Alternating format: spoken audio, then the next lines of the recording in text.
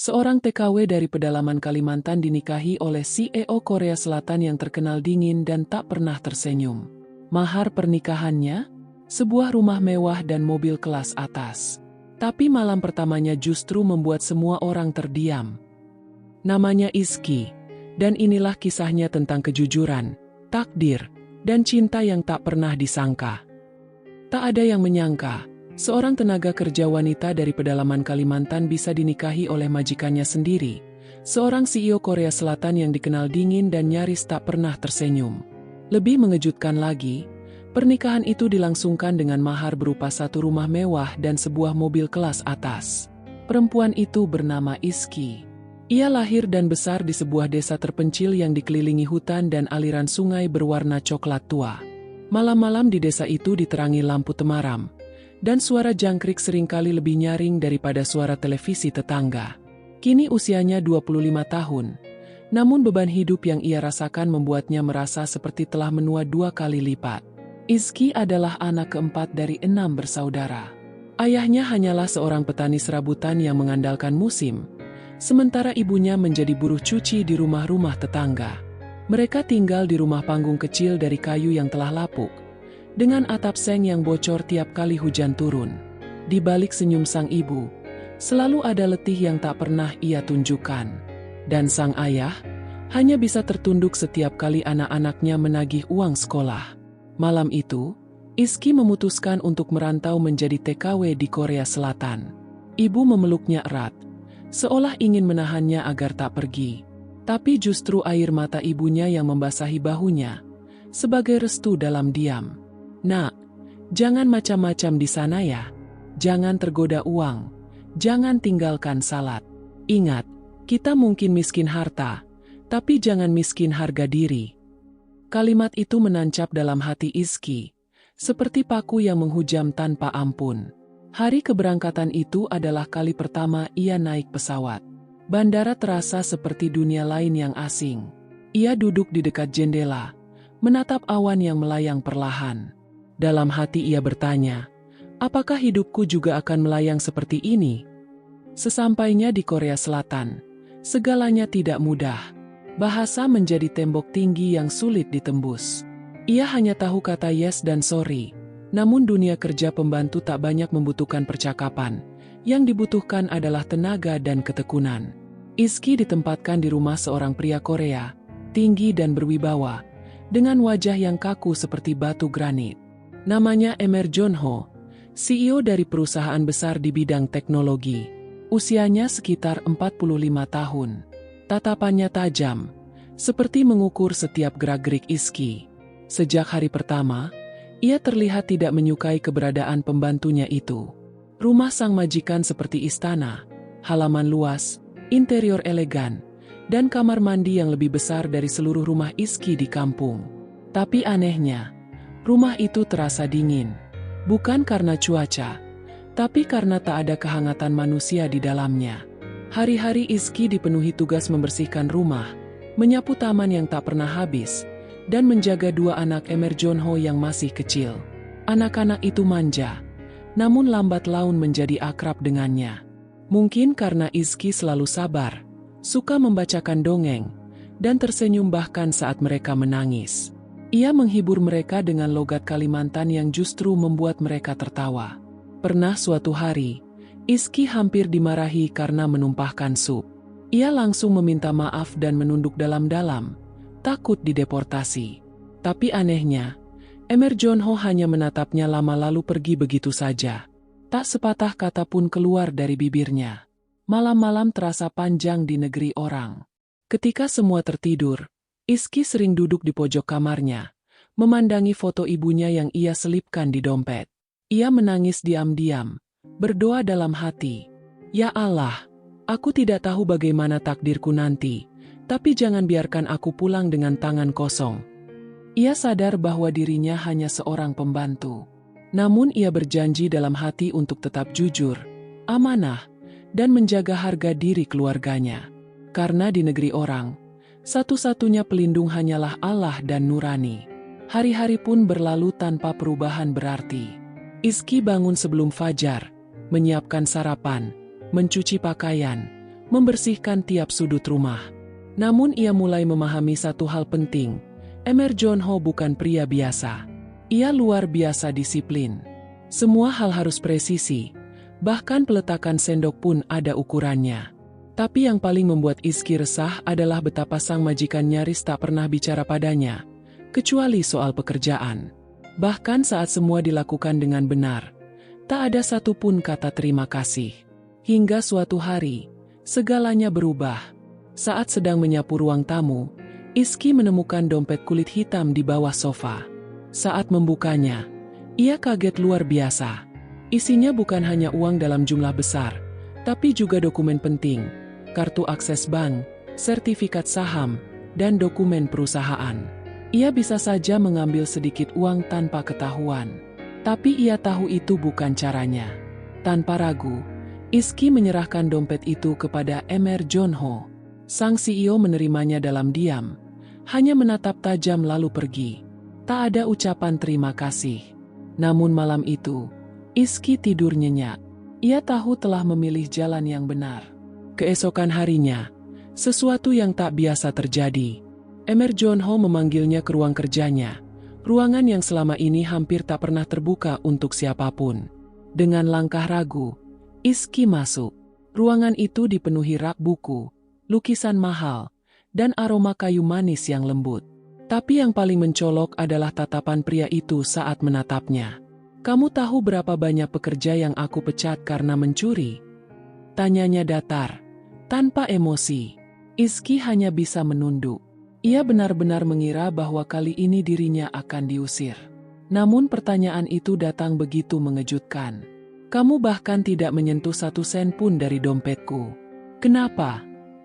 Ia terdiam sejenak, kemudian menjawab pelan, hampir tak terdengar. "Karena saya bekerja di sini bukan untuk mengambil yang bukan milik saya. Saya hanya ingin membantu keluarga saya, Pak." Emer Jonho tak langsung menjawab. Ia menatap Izky lama, lalu hanya berkata singkat, "Kamu bisa kembali bekerja."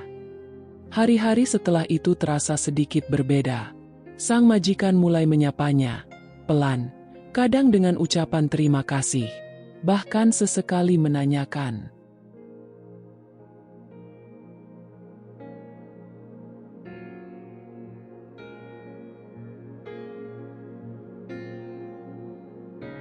"Apakah kamu sudah makan?"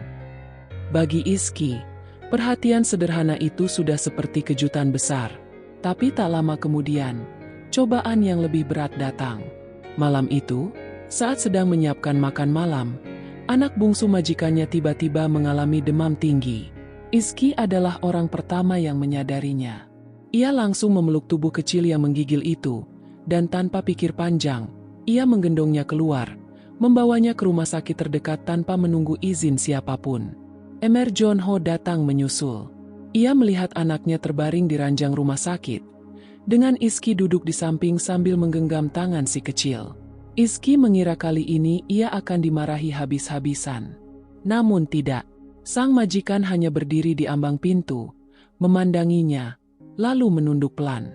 Izky tahu, pria itu sedang menahan sesuatu. Tapi bukan amarah, melainkan emosi yang tak bisa ditebak, entah rasa syukur, atau perasaan lain yang tak ia pahami. Malam itu, setelah mereka pulang ke rumah, Emer Jonho memanggil Izky ke ruang kerjanya. "Kamu tidak menunggu perintah, tapi kamu menyelamatkan anakku. Terima kasih." Kalimat itu sederhana, tapi saat keluar dari mulutnya, hati Izky seolah terguncang seperti diterpa gempa. Sejak saat itu, ia mulai menyadari, ada sesuatu yang perlahan berubah. Emer Jonho mulai memperhatikannya. Ia menanyakan kabarnya, dan suatu hari, saat Izky mengembalikan uang belanja yang bersisa hingga tak menyisakan 1 koin pun untuk dirinya, pria itu berkata, "Di dunia ini, kejujuran adalah harta paling mahal. Tapi kamu bahkan tidak sadar bahwa kamu memilikinya sejak hari pertama bekerja di sini." Izky terdiam.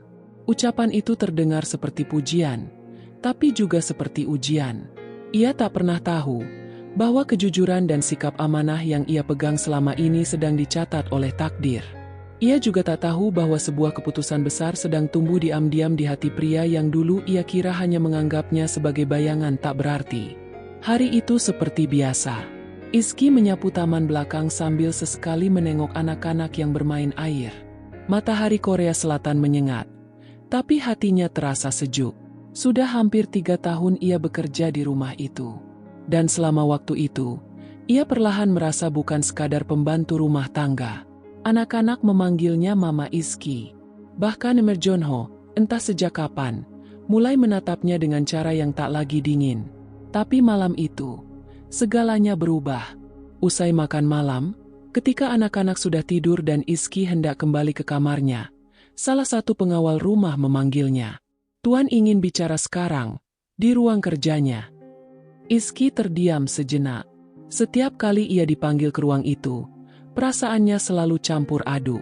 Tapi malam ini, jantungnya berdetak lebih cepat dari biasanya. Ia mengetuk pelan pintu ruang kerja. Dari dalam terdengar suara, "Masuk." Ruangan itu remang. Hanya satu lampu di atas meja yang menyala. Emer Jonho duduk di balik meja mengenakan jas gelap. Wajahnya serius, namun tatapannya tak lagi setajam dulu. "Duduklah, Izky," katanya mempersilakan. Izky menuruti dengan menunduk sopan. Tak ada sepatah kata pun keluar dari mulutnya. Ia hanya menunggu. Lalu, pria itu menghela napas panjang. "Aku sudah lama mengamati cara kerjamu. Kamu berbeda dari orang-orang yang pernah bekerja denganku. Kamu tak hanya jujur, kamu membuat rumah ini hidup." Izky menatapnya, masih diam. Emer Jonho mencondongkan tubuhnya ke depan. "Aku ingin menikahimu, Izky." Dunia Izky seakan berhenti berputar. Ia membeku di tempat. Matanya membelalak. Mulutnya setengah terbuka. Tak ada suara yang keluar. Ia pikir, ia salah dengar. Maaf, Pak." Suaranya nyaris tak terdengar. "Aku serius," jawab pria itu tenang. "Aku sudah berpikir lama. Aku tidak peduli apa kata orang. Aku hanya ingin seorang istri yang bisa membuatku percaya. Dan aku tahu orang itu adalah kamu." Dadanya terasa seperti ditusuk puluhan jarum. Izky menunduk. Air mata mulai menggenang. Ia tak tahu apakah ini karena bingung, takut, atau haru. Seorang pembantu dilamar oleh pria seperti dia? "Pak, saya ini cuma TKW. Saya tidak pantas." Emer Jonho berdiri. Ia berjalan ke lemari di sudut ruangan, mengambil sebuah kotak kecil dan meletakkannya di hadapan Izky. Saat dibuka, di dalamnya ada sebuah kalung emas mewah bertuliskan nama Izky. "Ini bukan tentang siapa kamu dulu. Ini tentang siapa kamu sekarang di mataku. Dan sebagai mahar, aku telah menyiapkan ini." Ia lalu meletakkan sebuah map dokumen di atas meja. Tangan Izky gemetar saat membukanya. Matanya langsung membelalak. Di dalamnya terdapat dokumen rumah dan sertifikat kendaraan. Semuanya atas nama Izky. "Rumah dan mobil ini akan sepenuhnya menjadi milikmu. Aku tidak ingin kamu merasa rendah. Aku ingin kamu tahu bahwa kamu layak." Tangis Izky pecah. Tubuhnya bergetar hebat. Ia tak bisa menerima semuanya begitu saja. Dengan suara lirih, ia memohon, "Pak, saya minta waktu. Saya ingin berdoa, ingin bertanya kepada Allah." Emer Jonho mengangguk pelan. "Ambillah waktu sebanyak yang kamu butuhkan. Aku akan menunggumu." Malam itu, Izky tidak tidur. Ia bersujud panjang di atas sajadah kecil di kamar sempitnya. Air matanya terus mengalir. Ia tidak tahu, apakah ini ujian atau karunia. Tapi dalam tangis itu, ia mendengar suara hatinya yang paling jujur. 3 hari setelah percakapan terakhir itu, Izky kembali menghadap ke ruang kerja pria yang selama ini hanya ia layani dalam diam. Wajahnya sembab, suaranya lirih ketika berkata, "Saya siap. Jika Bapak sungguh-sungguh ingin menikah, saya terima. Karena saya tahu, ini bukan tentang harta, ini tentang amanah." Dan dari sanalah, hidup Izky berubah untuk selamanya. Bukan lagi sebagai tenaga kerja wanita dari pedalaman Kalimantan, melainkan sebagai calon istri dari seorang pria terpandang, CEO muda asal Korea Selatan yang selama ini dikenal dingin dan nyaris tak terjangkau. Hari itu pun tiba. Langit Korea Selatan tampak berbeda pagi itu, seolah menyambut takdir baru yang akan dimulai. Masih terasa seperti mimpi bagi Izky, gadis sederhana yang dulu berangkat hanya dengan tas jinjing dan doa dari sang ibu, kini bersiap menikah dengan pria yang dulunya hanya ia sebut majikan.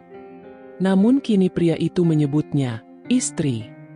Pernikahan mereka jauh dari apa yang Izky bayangkan. Ia pikir akan diadakan secara sederhana. Tapi Tuan John Ho, yang kini sah menjadi suaminya, justru menggelar pernikahan megah yang tak hanya diliput media lokal, tapi juga menarik perhatian internasional. Nama mereka menjadi bahan perbincangan hangat. Gadis desa Indonesia dinikahi pengusaha Korea dengan mahar rumah mewah dan mobil mahal. Begitulah judul-judul yang berseliweran di internet. Gaun pengantin yang dikenakan Izky dibuat dari perpaduan kain tradisional Korea dengan sentuhan batik Kalimantan, hasil rancangan desainer kenamaan. Ia sempat merasa kikuk memakainya, terlalu mewah bagi seseorang yang sehari-hari hanya memakai daster dan sandal jepit. Tapi saat melangkah ke pelaminan, tatapan Tuan John Ho membuatnya merasa istimewa, seolah ia satu-satunya yang ada di dunia. Upacara berlangsung hikmat. Izky mengucapkan akad dengan suara bergetar. Tangannya dingin saat cincin melingkar di jari manisnya. Tepuk tangan para tamu hanya terdengar seperti gema jauh di telinganya.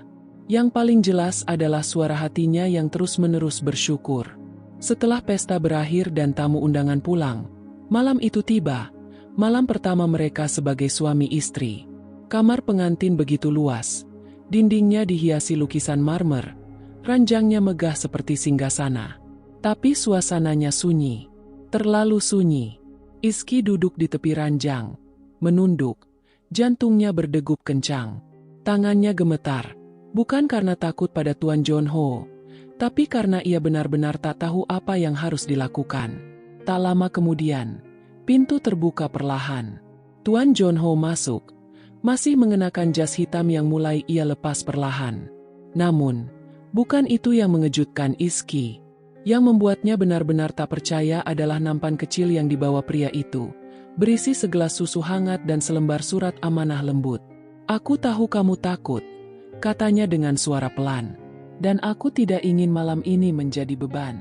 Malam ini, kita hanya akan bicara." Izky terpaku, tak mampu berkata apa-apa. Air matanya jatuh begitu saja. Tuan John Ho duduk di sampingnya, menyerahkan segelas susu itu ke tangannya, lalu berkata lembut, "Izky, aku menikahimu bukan karena nafsu. Aku percaya padamu. Dan aku ingin malam pertama ini menjadi malam di mana kamu merasa aman." Tangis Izky pecah. Ia belum pernah diperlakukan seperti itu. Belum pernah merasa sedih dan bahagia dalam satu tarikan napas. Mereka berbicara lama malam itu. Tuan John Ho bertanya tentang keluarganya, desa tempat ia tumbuh, dan mimpi-mimpi yang dulu tak pernah sempat diucapkan. Dan saat Izky bercerita, pria itu mendengarkan dengan penuh perhatian. Tak satu pun kalimatnya merendahkan. Akhirnya Izky tertidur dalam pelukannya. Bukan pelukan penuh hasrat, tapi pelukan hangat, yang membuatnya merasa, untuk pertama kalinya, ia dicintai dengan utuh. Malam itu menjadi titik awal kehidupan yang tak pernah ia bayangkan. Pernikahannya dengan Tuan John Ho mengubah segalanya. Kini hidup Izky tak lagi hanya berkutat di dapur. Ia mulai mendampingi suaminya di ruang rapat, menghadiri jamuan resmi, dan terlibat dalam kegiatan sosial serta proyek kemanusiaan. Ia masih sering terbangun sebelum subuh untuk menyiapkan teh suaminya, masih membersihkan kamar tidur sendiri, dan masih memasak nasi goreng dan sambal terasi yang justru kini menjadi makanan favorit sang suami. Yang berubah hanyalah dunia di sekelilingnya. Izky mulai mendirikan yayasan untuk membantu para TKW yang terlantar. Ia tahu betul rasanya hidup tanpa kepastian. Ditinggal agen, dijanjikan gaji tinggi, tapi akhirnya menangis sendiri di negeri orang. Ia tak ingin ada perempuan lain yang merasa sepi seperti dirinya dulu. Ia mulai berbicara di depan publik, muncul di media. Kisahnya viral di berbagai negara. Tapi ketenaran membawa ujian yang lebih tajam. Orang-orang mulai mencibir. Banyak yang menyebutnya perempuan penggoda, perempuan matre, atau bahkan penjilat kekayaan. Yang paling menyakitkan, beredar isu bahwa ia hanya menikahi Tuan John Ho demi uang dan kekuasaan. Izky terpukul, tapi suaminya berdiri di sampingnya, menggenggam tangannya dan berkata, "Kita tidak hidup untuk menjelaskan diri kepada semua orang. Kita hidup untuk membuktikan siapa kita sebenarnya." Namun yang paling mengejutkan datang dari masa lalu. Suatu hari, saat menjadi tamu dalam sebuah acara televisi, seorang perempuan parubaya dengan kerudung lusuh muncul membawa sebuah surat. "Dari ibumu di kampung," katanya. Jantung Izky langsung berdegup tak karuan.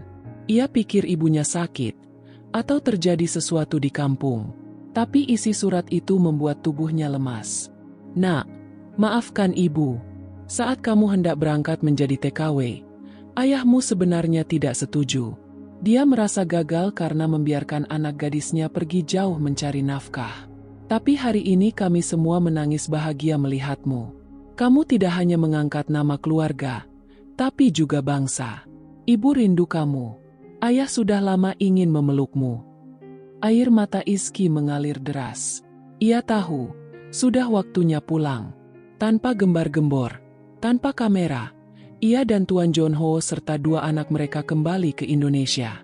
Mereka tiba di kampung dengan pakaian biasa, tanpa rombongan. Hanya keluarga. Saat turun dari mobil, ibunya keluar dari rumah dan langsung terdiam. Ayahnya berdiri kaku di ambang pintu. Lalu, tanpa aba-aba, pria tua itu memeluknya erat sambil menangis. "Anakku, maafkan ayah. Ternyata kamu lebih kuat dari yang kami kira." Dan di pelukan itu, semua gelar, semua mahar, semua berita viral, lenyap. Yang tersisa hanyalah seorang anak desa bernama Izky yang dulu bermimpi memiliki dapur yang tidak bocor. Kini ia memiliki segalanya. Tapi yang paling ia banggakan bukan rumah besar, bukan mobil mewah, bukan gelar istri CEO. Yang paling ia banggakan adalah, ia tetap menjadi Izky yang dulu. Yang jujur, yang setia pada amanah.